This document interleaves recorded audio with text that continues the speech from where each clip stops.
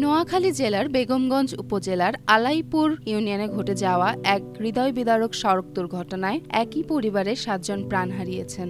গতকাল এই মর্মান্তিক দুর্ঘটনাটি ঘটে। নিহতরা সবাই ওমান থেকে ফেরা এক প্রবাসীকে আনতে ঢাকা গিয়েছিলেন এবং ফেরার পথে লক্ষ্মীপুরে যাচ্ছিলেন। তারা দুটি গাড়িতে ছিলেন, একটি প্রাইভেট কার ও একটি হায়েস মাইক্রোবাসে।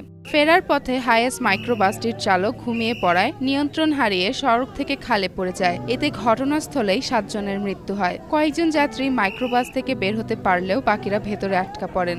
ওয়ালটন এখন দেশের সীমানা পেরিয়ে পৌঁছে গিয়েছে 50টিরও বেশি দেশে। ওয়ালটন, ঘরে ঘরে, বিশ্বজুড়ে।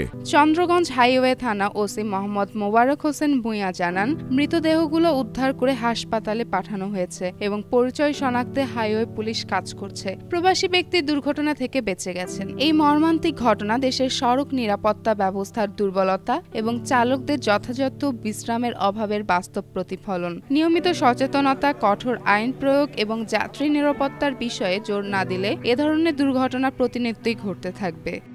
যেমন ফারিয়া, জনকণ্ঠ।